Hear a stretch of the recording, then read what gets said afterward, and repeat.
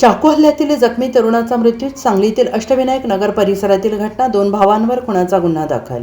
विजयनगर परिसरातील अष्टविनायक नगर येथे उसने घेतलेल्या पैशांवरून झालेल्या वादातून चाकूने भोसकलेल्या सूरज राजू कांबळे वय वर्ष 19 राहणार वारणारी रस्ता गणेश कॉलनी या तरुणाचा सोमवारी रात्री उपचारादरम्यान मृत्यू झाला. या प्रकरणी संजयनगर पोलिसांनी निहाल रियाज रंगारी आणि बिलाल रियाज रंगारी या 2 भावांवर खुनाचा गुन्हा दाखल करून त्यांना अटक केली आहे. पोलिसांकडून मिळालेली माहिती अशी की मृत सूरज कांबळे हा पेविंग ब्लॉक बसवण्याचे काम करत होता. त्यांनी संशयित रंगारी बंधूंकडून काही पैसे उसने घेतले होते.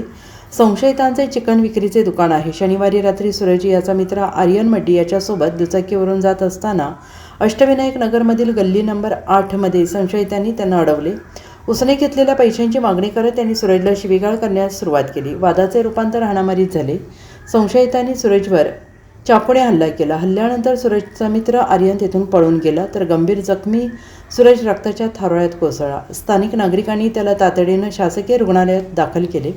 अतिदक्षता विभागात त्याच्यावर उपचार सुरू होते. मात्र सोमवारी रात्री उशिरा त्याचे निधन झाले आणि या घटनेची माहिती मिळताच पोलिसांनी अटकेत असलेल्या दोन्ही भावांवर खुनाचे कलम वाढवले आहे. Bureau report SBN Marathi, Vijayanagar.